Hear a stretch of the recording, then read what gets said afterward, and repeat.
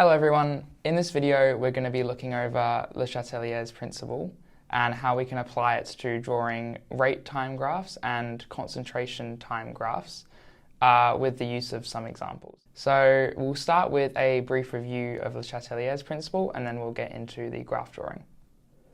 So as a reminder, Le Chatelier's principle says that a system in equilibrium subject to an imposed change will react to partially oppose the change that's being imposed onto it, okay? So there's three kind of main changes that we consider in Year 11 and Year 12 chemistry. That is adding or removing a reactant or product in the equilibrium system, an increase of pressure, or an increase in temperature. Okay, so if we think about what happens when we add a reactant to one side of the equation, what we've got is we're going to have a net increase of reaction rate on that side of the equation, okay?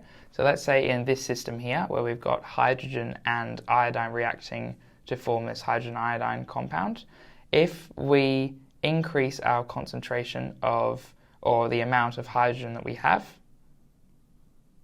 then more hydrogen is available to react with the iodine. We know this from what we've studied in collision theory, okay? So when we have this increase in hydrogen, we know that the system is going to react to partially oppose that change, and it's going to do that by consuming hydrogen, which is only possible by performing the forward reaction, okay? So we're going to have more of a forward reaction occur. So what we will end up having is we'll have a very high concentration of very high spike of concentration of hydrogen or whatever we add, and then that's going to gradually decrease over time while the added product is being consumed, okay? And if we're removing a reactant from the system, we're going to have the reverse effect. So let's say we remove some hydrogen from the system instead. We know the system is going to react to partially oppose that change. It's going to do that by performing the reverse reaction, okay? By performing the reverse reaction, we're going to get more hydrogen out, and that by that kind of logic, we're going to have the hydrogen concentration plummet and then restabilize to higher than it was when we took it out. So if we have a look at a rate time graph for what the reaction would look like when we add in excess hydrogen, let's say, we are going to have the forward reaction occurring like this up to that point at a certain rate. We're going to have the reverse reaction also occurring up to that point at the same rate. Let's say the blue is the forward reaction and the orange is the reverse reaction.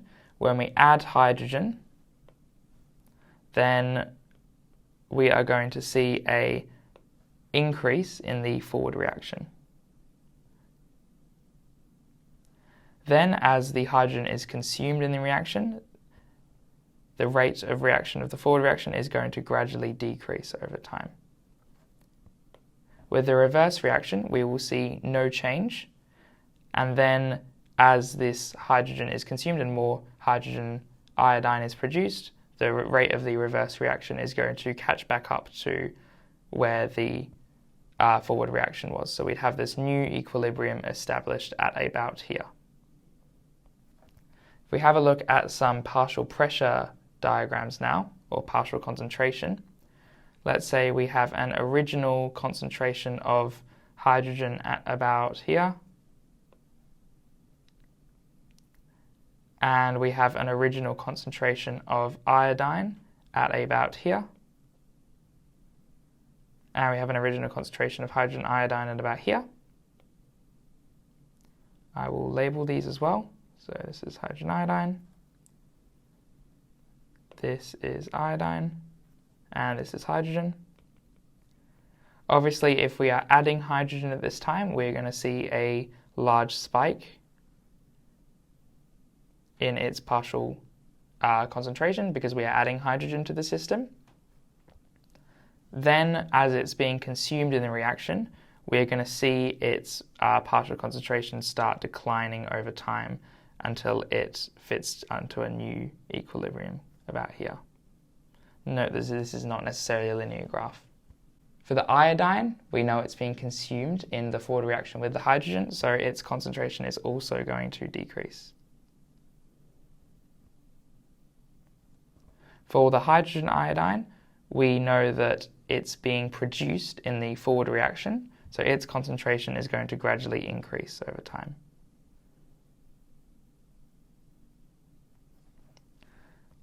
And that's that example. So the second change we can implement is a change of pressure onto the reaction. So change of pressure is a little bit more complicated than adding or removing a product or reaction from the equation because it can have numerous effects on what happens, okay? So if we increase the pressure in a chemical system, then what's going to happen is we're going to have a net increase in reaction rate for both the forward reaction and the reverse reaction. The reason is because we're going to have collisions occurring more often. We know this by collision theory. So we're going to have a higher rate of reaction for the forward and reverse reaction, okay? So that is going to lead to an increase of partial pressure for all of the compounds involved because we're increasing the pressure globally. So then we're going to have a look at Le Chatelier's principle to predict what's going to happen next. We know that the system is going to react to counter this change. So what that means in this context is we're going to have the molecules that there's more gaseous molecules, they're going to be consumed in that reaction. So that's the reaction that's going to be favored. So it's kind of the reverse thing with the decrease of pressure. We're going to have a net decrease in reaction rate, and then the favored reaction, whatever that might be, is going to gradually increase, whereas the reactions that aren't favored are going to continue to decrease. So if we have a look at a rate time graph here, for this system we've got nitrogen and 3 hydrogen reacting to form NH3. So we may have the forward reaction occurring like this, and the reverse reaction occurring at the same level. Then when we increase pressure, we're going to have a spike in both the forward and the reverse reaction rate, but of variable amounts, okay? So this forward reaction, we've got 4 gaseous molecules reacting, whereas in the reverse reaction, we've only got 2 gaseous molecules reacting.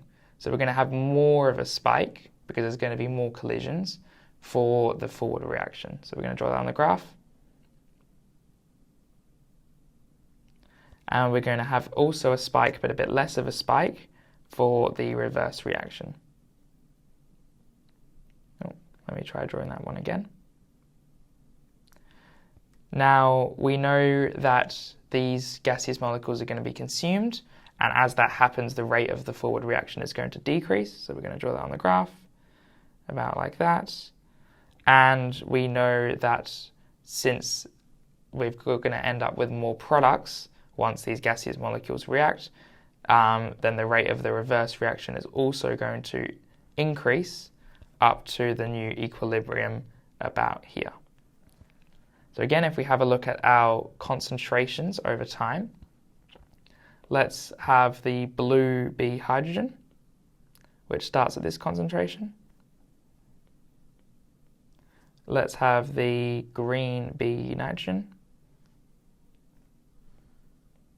And let's have the orange be our ammonia. So again, when we impose a change, we're going to see a spike of all of the reactants because we are increasing pressure globally. So we're going to draw that on the graph, 1, 2, and 3. Then we are going to see from the hydrogen ions, we know that their concentration is going to decrease over time as they're consumed in the forward reaction until they hit a new equilibrium about here. For the nitrogen ions, we know the same thing's going to happen. They're going to be consumed in the forward reaction, so their concentration is going to gradually decrease back down. Whereas for the ammonia ions, ammonia atoms, sorry, they are being created, so their concentration is going to increase over time. I'll end up with something like this final equilibrium system. The last possible change we can have is a change of temperature in the system. So if we increase temperature, we're always going to end up with a net increase of reaction rate. We know this from collision theory. But we're not going to see any change in the concentration of the molecules initially, right? And similarly with pressure, the products of the favored reaction are going to be produced more, whereas the reverse reaction, their concentration is going to decline. And the inverse is true for a decreased temperature. So let's have a look at a change in temperature with this equation we've got here. We've got 2 of this nitrous oxide, and it's forming N2O4 plus energy. Since it's forming energy, it's releasing energy to the environment. We know that this reaction, or at least the forward reaction, is going to be exothermic, whereas the reverse reaction is going to be endothermic. So let's say we add some energy to this system. We're going to have the forward reaction, again, occur at a constant rate. The reverse reaction occur at a constant rate in equilibrium. So when we increase temperature, we're going to have, again, a global increase of reaction rate.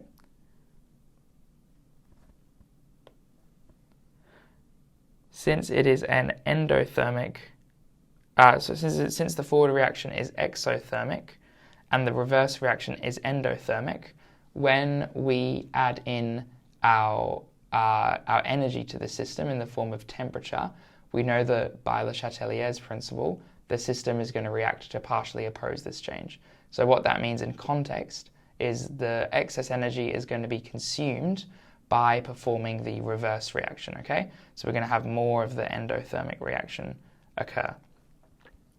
So since we know that the reverse reaction benefits more than the forward reaction, we're just going to draw that like that. And then as the system returns to equilibrium, they're both going to decrease. Well, the reverse reaction is going to decrease over time, forward reaction is going to increase over time to the new equilibrium. So if we have a look at, again, our partial pressures graph, let's say, or partial concentrations rather, let's let the blue be NO2, and let's let the orange be N2O4.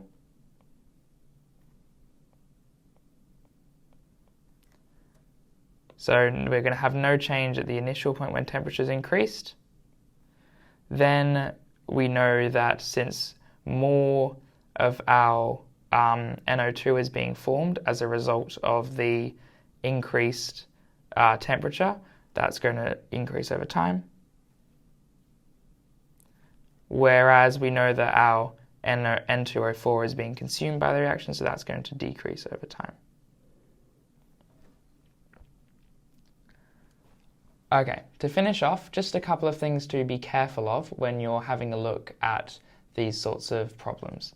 So the first one is that if you're increasing temperature for a system that's contained in a vessel or a closed gaseous system, then that means you're going to be increasing the pressure of the system by extension, right? Because we know from year 11 chemistry that when we increase temperature, that also increases the pressure.